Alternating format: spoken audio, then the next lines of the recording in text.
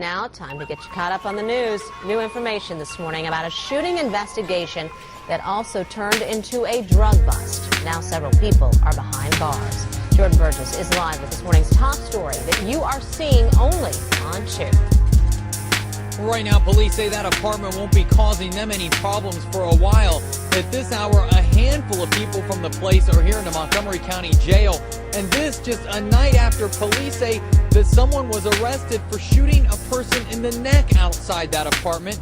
And take a look, this is the place that's been like a second headquarters for police the last few nights. The home is in the 400 block of Parkwood Avenue. Authorities arrested 3 people there, Howard Moses, Euthona West, and Sharita Kinney. Just a day ago, they took Charles Laughlin into custody. Laughlin's charged with felonious assault. Police say he shot a man in the neck outside the apartment. Authorities believe the victim had come to the home to get his girlfriend, who was reportedly there using drugs. But when Laughlin was arrested, authorities couldn't get inside to search the place, so they came back last night and found what they say is a substantial amount of crack cocaine. They also found 2 guns and plenty of cash. The officers last night, they came out, they couldn't get in. It just kind of shows their work ethic. They came back out tonight, stayed on and actually got inside, made some more arrests. And right now, Moses is facing charges for permitting drug abuse and having weapons while under disability. Meanwhile, Kinney and West were arrested on outstanding warrants. Reporting live, Jordan Burgess, 2 News on North Side. Walked into the Quick and Cold drive-thru wearing a ski mask, and when the store clerk asked him to leave, police say the suspect pulled out a gun and shot him. Our cameras were the only ones at the scene as Dayton medics rushed to stabilize the victim of this shooting. Witnesses say he is Wayne Farrow, and he worked here at the Quick and Cold on Wyoming Street. He come running up our neighborhood yelling for help, asking for someone to call 911. As he is rushed to the hospital, emotional family members huddle together trying to get information.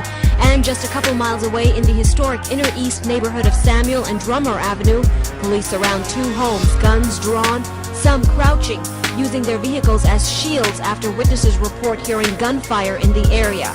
A witness from the convenience store followed the suspect to this area, talking to police on his cell phone on the way. Without that individual, it would be very difficult to follow up on this thing, since the suspect was wearing a mask. Some homeowners were forced out as police searched for their man.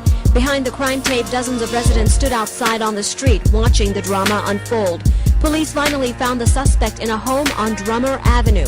They also found a ski mask and stack of cash believed to have been stolen from the Quick and Cold drive-thru.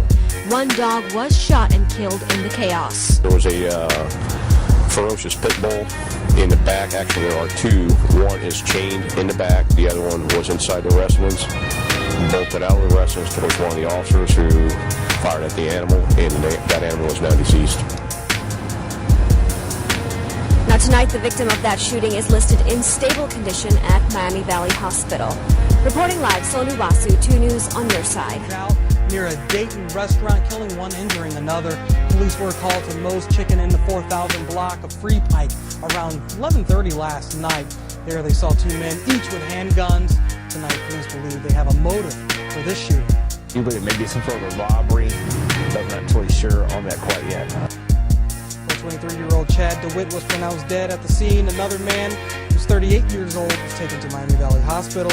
He is expected to recover after losing their lives to violence. Family and friends gathered today to remember Chad DeWitt and John Morgan. DeWitt was shot and killed outside Moe's Chicken on Free Pike last Friday night. Friends say DeWitt was a mentor with the community initiative to reduce gun violence, making his death a little hard to deal with.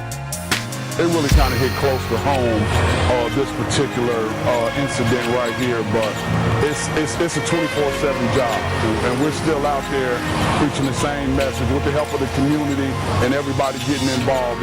We're not enough. Just the guys that I work with, it's not enough. We need the whole community to come out.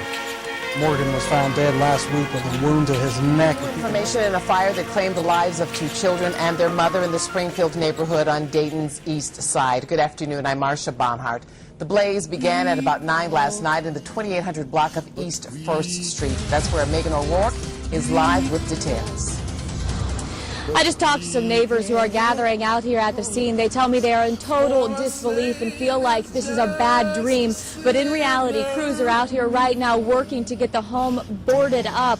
The building was badly burned, and this morning the owner showed us the inside where nothing was left untouched.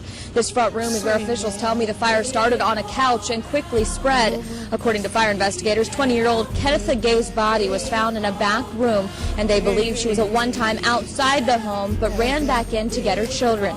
Officials have identified the two young victims as Gay's 4-year-old daughter, Marissa Gay, and her 3-month-old son, Cameron Treadwell. 2 other children escaped the burning home by jumping from a second-story window. They are both at Dayton Children's being treated for what's described as non-life-threatening injuries. But because 3 people were killed, officials say they will wait for the coroner's office report to be completed before they determine a cause. They'll do a detailed analysis of the scene to determine where it started, number one, and the possibilities of how it could have started, individuals could have started. We don't know. Now, the coroner's office is doing autopsies today, at which time investigators say they hope to have some of their questions answered. Stay with 2 News for continuing coverage on this fatal fire and the ongoing investigation. Reporting in Dayton, Megan O'Rourke, 2 News on your side.